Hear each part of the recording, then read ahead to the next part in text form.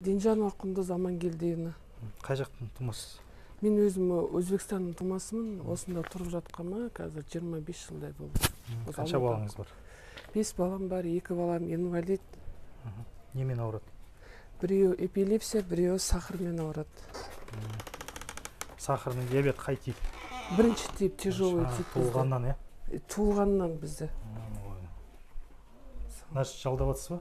Жалдамалуу пәтер бул жер. Канчага жалдап атсыз? 80 000 теңге. 80 000. Пособие алып атсызбы? Пособие алам, осы балдарым инвалид пособиясы менде. Onun бәрі өзінің дәрілеріне кетет, 120 мыңға дәрі аламыз ай сайын, бізде сондай.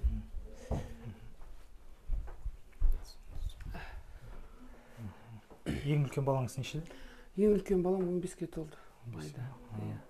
Жұмысқа шықты ма? Жұмыс істеп жатқан жоқ па? Жоқ жұмысқа. Сол енді ақылы неге де берді, колледжге. Ең кішкентай бала нешеде? 3-те.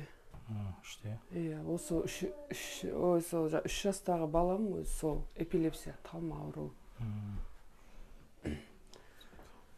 Дәріге қанша айына кетеді? Дәріге 120 мыңға ай сайын дәрі алып отырмыз. Одан жаңа балдарым сол, осы инвалид балдарымның ақшасы ғой. Соны алам, 120 мыңға дәрі алам, 80 мыңға не берем, квартирамның ақшасын берем, қалған комсулық, тамақ әйтеуір. Хабарласқан себебім осы қатты қиналып, мұқтаж болғасын, продуктадан қатты қиналдым.